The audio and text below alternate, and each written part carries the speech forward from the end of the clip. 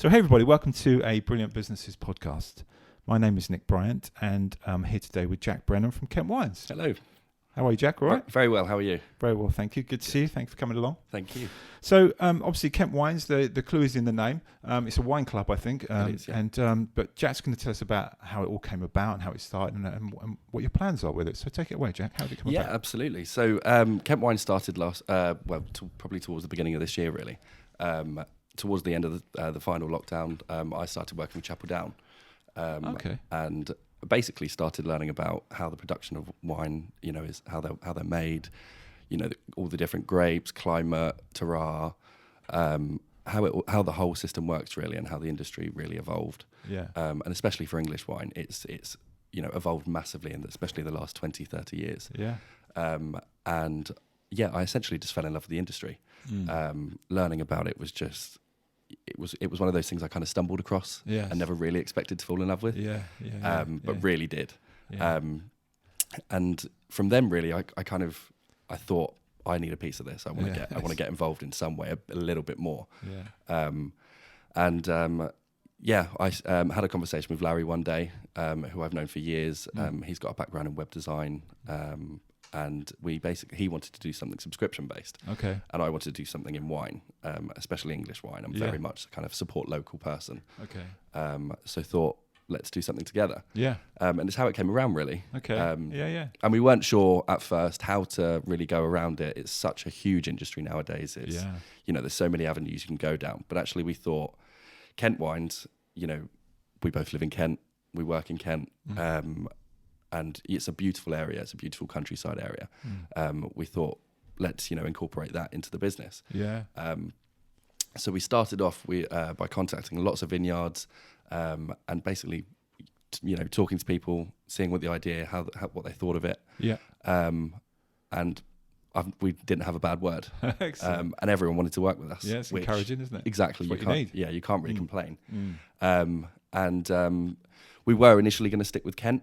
Okay. But we, learning more about the soils and the climate, and we've got the same soils here as they do in Champagne region. Yes, right.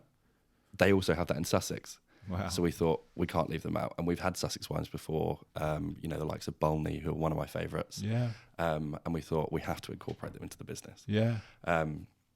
It started from there.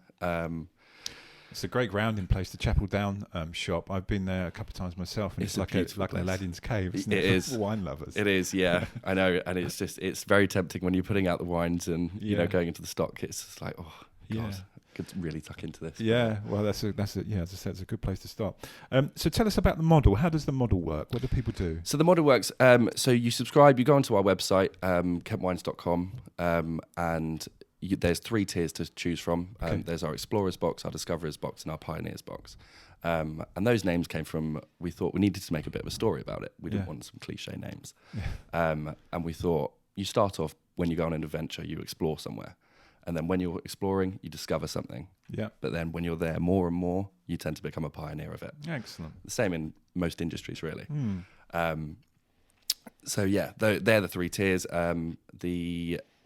We say the Explorers boxes are kind of like your everyday drinking kind of wines. Yeah.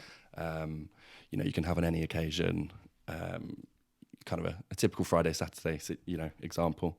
The Discoverers box are more if you want to learn a bit more and delve into the world of wine a little bit more, some more complex tastes. Yeah. Some different grapes.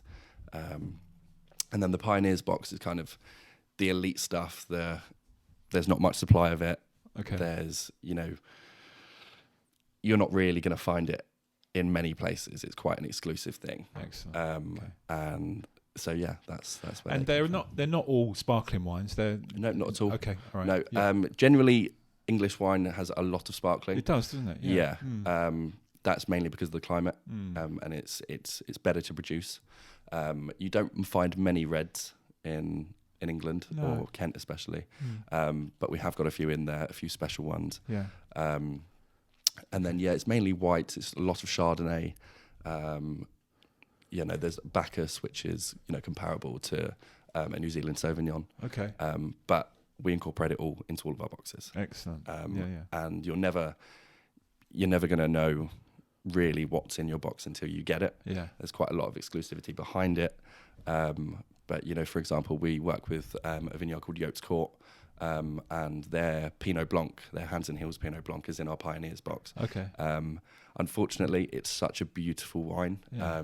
You can get it from us. However, once you drink it, you can't get it anywhere else. Oh, really? It's completely sold out. Oh, wow. So we try and keep some exclusivity Mm. as much as we can in the brand. Yeah. And, you know, we want people to have things they can't get anywhere else. Of course, yeah. And that's one of our main goals. Yeah, that's what makes you stand you up. Yeah, that's why I was going to say, why should people come and buy from you? I guess reasons like that, really. Yeah, reasons Yeah, like that, exactly. yeah.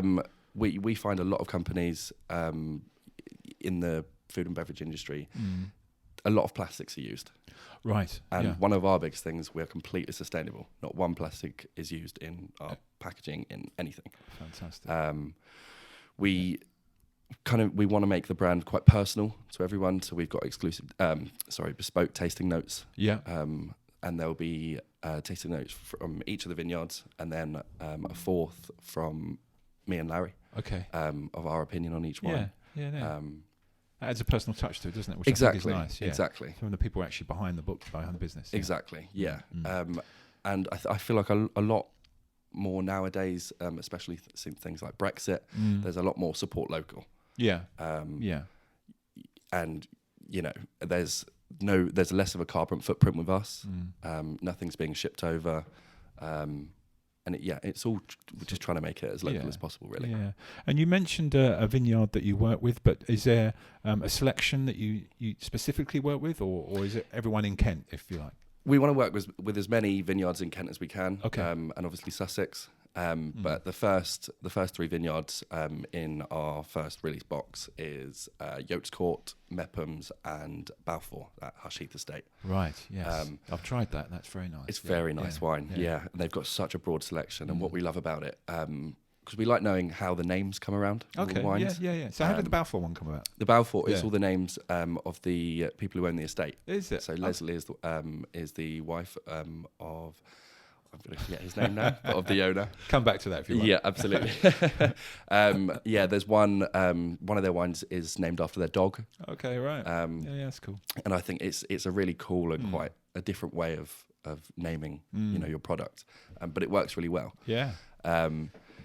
We work with them, and they're quite we wanted to, as much as we want to support the kind of the smaller local vineyards, we still want people to know what they're having in some way. Yeah. And Balfour is quite a well-known name. Yeah, it is. But it's such gorgeous wine, we couldn't leave them out. Yeah, definitely. And they have been absolutely brilliant to us since we started working with them. Yeah. And the estate is amazing. It's a beautiful place. Where is that? It's just outside Paddock Wood. Okay. Right, and then we work with Mephams, who are quite a small vineyard. The guy Surinder, he just bought it a few years ago. It's one estate. It's not big at all. Me and Larry, we went down and had a meeting there, and we accidentally drove onto the vineyard, which was quite fun. But yeah, Surinder and his dad.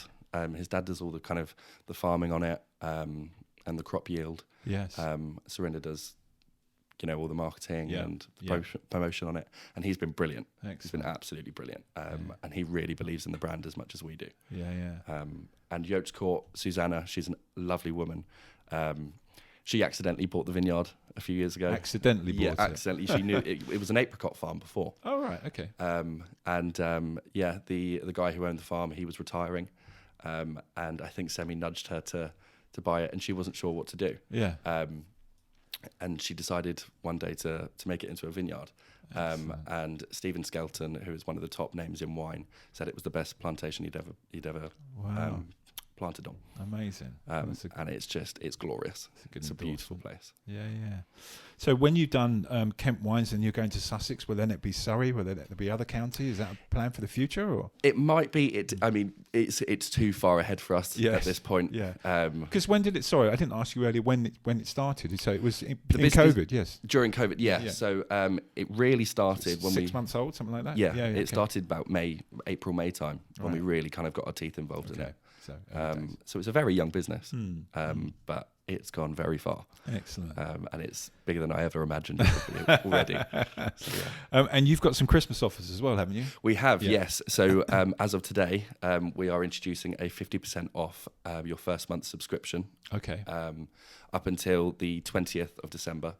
And then we might be going a few things further down the line. Okay, yeah, look, watch out for next year. Exactly. Yeah. Jack, that's great. It's really interesting to hear how it all came about and what you're doing. I think it's great supporting local businesses, especially local vineyards there. It's great. It must be a fun job to do and a fun business to run. It could be worse. Yeah, I must say. And I guess you try all the wines and you test them out. Absolutely, yeah. We wouldn't put any wines in we don't like, but I must be honest, I'm not just saying, I've not had one wine I haven't liked yet. Excellent. That's a good endorsement right there. Well, all Jack's details will be on this podcast. If you need any wine, then obviously go to kentwines.com. Or the information will be on here. So thank you. Thanks, Jack. Thanks for coming along. Thank you, Nick. Cheers. It's really good to see you. And we'll see you again for another podcast soon. Thank you. Absolutely. Cheers. Thank you very much.